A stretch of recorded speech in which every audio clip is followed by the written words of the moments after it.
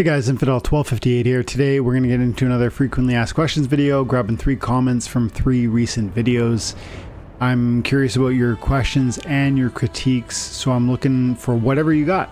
And I have no preparation around this, so I don't know what you guys are talking about. Let's get into it.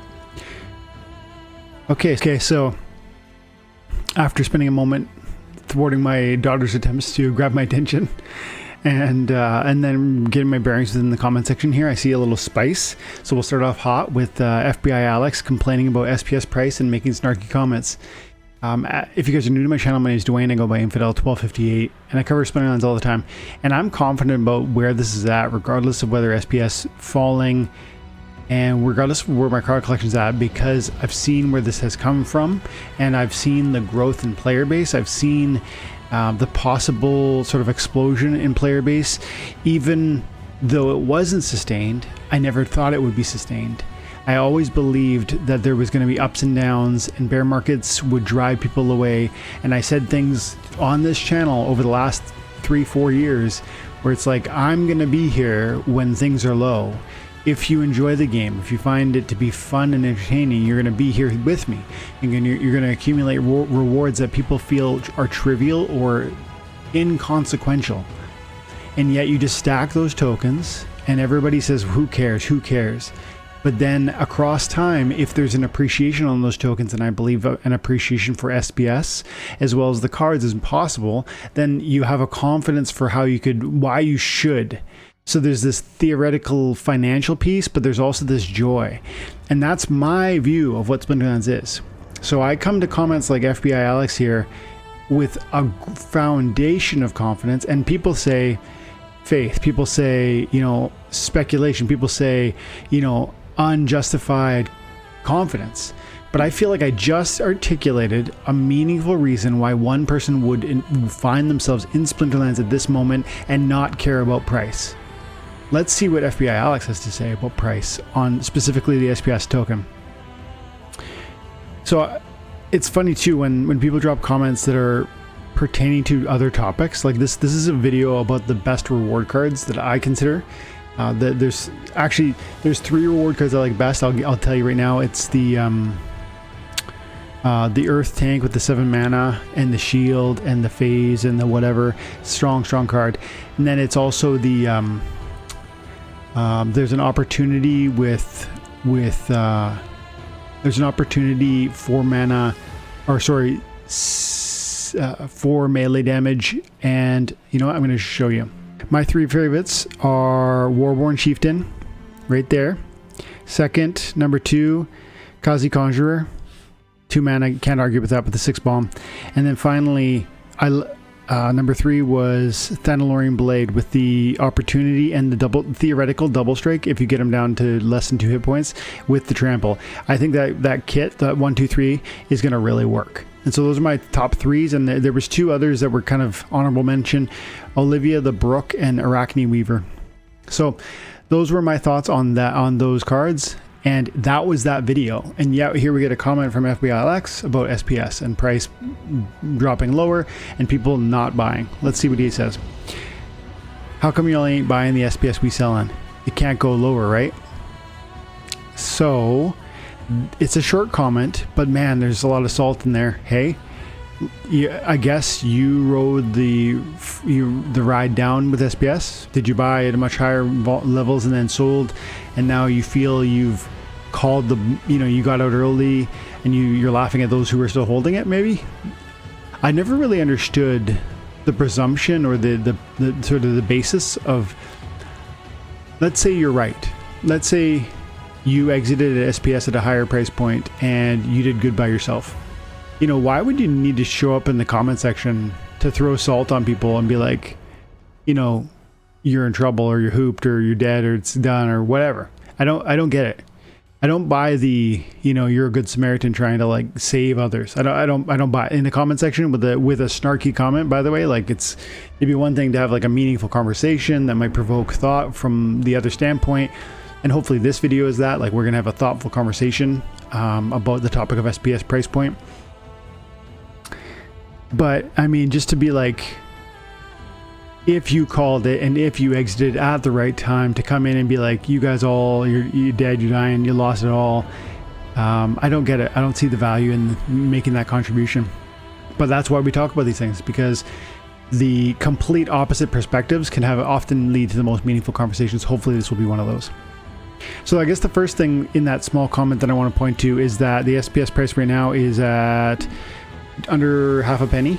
And I mean, we're up 8% today, but we took a beating yesterday while Bitcoin went down 13 or 14%. So I mean, the suggestion that when you were writing that SPS was somehow singled out as this, negative token, or that it had some sort of this unique experience of red, when Bitcoin itself was down, I think 13-14% yesterday, and Ethereum was down 20% yesterday. I mean, this is what people do. Like, this is what salty people do when they want to point at a token that they, frankly, I think maybe want to fail. Because I hope I'm not trying to be overly critical of FBI Alex's perspective, and I am trying to be fair, but I honestly cannot understand where your perspective would be coming from, Alex, unless it's out of a place of you got burned and now you hope others burn too. You want to laugh at other people too. You got burned maybe from 10 cents to 1 penny, and now you want people to burn from 1 penny to, like, 0 or something. And I just do not. I can't support that sort of approach or that thoughtfulness. So, first point, SPS is not alone in its beating, in the red that it's experiencing. And then the second point, that you say that we're not buying the SPS, like certain, I guess you would point to me and say, I'm not buying the SPS you're selling. Do you feel like you're making the right call at selling at all-time lows? Do you feel like that's like the best decision? If you're this we and the we is selling, are you trying to tell me that you think selling SPS at half a penny is going to be this long-term financial opportunity that you're going to brag about? I feel like you're way off on that. Like, not set aside for the minute my confidence in where Splinterlands would go. Just understand that we're at an all-time low with the token, and then you're calling, like, you're calling the W because you're selling the bottom. It's so common for people to say this type of thing when things are at their worst, to just come out of the woodworks and chime in and say, told ya. This is so common. And I can't be certain it's going to go back up, but I have confidence in the team and the game for a multitude of reasons that I don't want to fully elaborate on, but I hinted at in the beginning of this video. And I think it's very unlikely that selling the half penny mark is going to be this place where you're going to say, "Oof, sure glad I did that." I figure my position in something like this is I came to a thoughtful posture with respect to what Splinterlands was and what it might become, and I invested an amount of money that I was willing to lose, and then I'm riding that thing unless something fundamentally changes with respect to the team, the vision, or maybe the execution of that vision. And in my mind, those three things have not changed. And I furthermore would say it's still fun, and I think it has a future. So those 4-5 different things are my foundation. And so I'm not selling at all-time lows, and I can't really see why someone or how someone would justify doing so. And then finally, this idea that it can't go lower, as if maybe you think I've said it can't go lower. I think it would be maybe the implication. I alluded to, like, literally a year ago that the token would probably go down to a penny. And maybe you took that to mean that it wouldn't go lower than a penny. That's not what I said. I said that I would expect it to go to a penny. And most people thought at that time that I was ridiculous. Like, at 2 cents, people thought, no way, we're not going lower. 4 cents, originally when we reached 4 cents, that's going to be the bottom. People said 5 cents, 10 cents. At various times, people felt different numbers with the bottom. And I kept just saying, like, I wouldn't be surprised if we went to a penny. I never said we'll hit a penny, we'll bounce up, and suddenly moon. And so if you felt that that was my posture, I mean, I guess I'm sorry for you, and I guess maybe you not clearly understanding what I think was made clear. But then two, there's always like black swan stuff that happened yesterday, and you look at, oh, this is like this have to be a 20-30 minute video by itself, but just you look at the Fed coming out and saying that they're going to start raising interest rates, and that is, you know, an indication that they're saying they no longer care about inflation, which should imply a real broad economic failure sort of looming, because the Fed has always cared about inflation. That's the thing they say they care about. And for them now to come out and be like, well, we care about inflation, but the economy is melting down, so we're going to go ahead and lower interest rates. And that is like a very bad sign. And then now, not only are the market's projecting that a 25 basis point reduction in the next opportunity, but actually a 50 point basis drop, and then another 50 point basis drop the following in I think it's October. And so all that said, this is a very, very difficult time for a lot of reasons. And so where are the bottoms of these things? Nobody knows. If we knew, we'd be millionaires.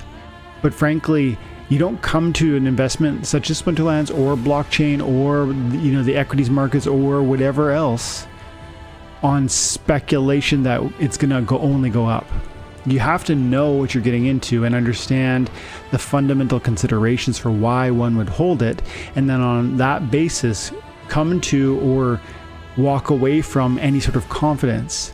Either establish confidence or determine you don't have any confidence, and then one of two paths: buy it or sell it. That's it.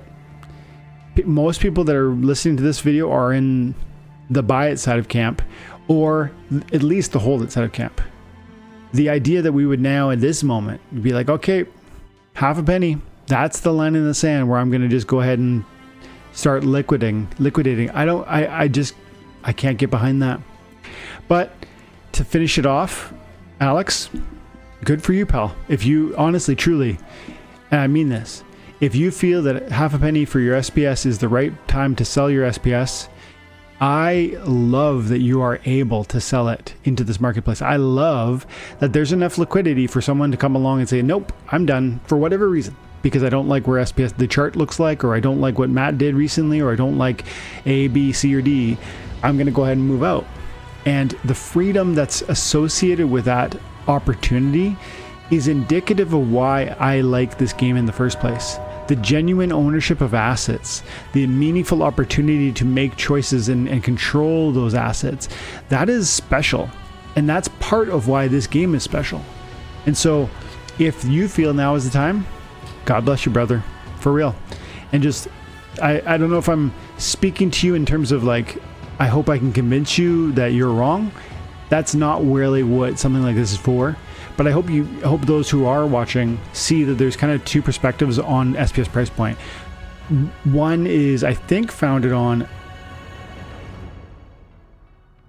I see nothing in your comment except for either fear about future losses or frustration over past losses. And with all due respect, I feel those are the only two places that a comment like yours can be coming from, Alex. And so then my position, my response is confidence in the game, not because of what the recent chart has done, not because of the green or the red candles, but because of the overarching analysis of what this is and what I believe it might become. Everybody listening has to make that same calculation. And some will side with you, Alex, and others will agree with me that the future looks bright. Thanks so much for the comment. I'm sorry that you are feeling salty about this, maybe about SPS token prices, or maybe about where we're at with the card prices, or maybe the fullness of everything, because there's a lot of big changes and some people are getting rubbed the wrong way about different things. But thank you. And I see Asmon Gold getting into it with him around this issue. And I just say, thanks guys for dropping comments. I sincerely appreciate it. Even when people like Alex, you don't agree with me, you maybe don't like the content, but I appreciate you dropping the comment. I do. Thanks so much, guys. Have an amazing day.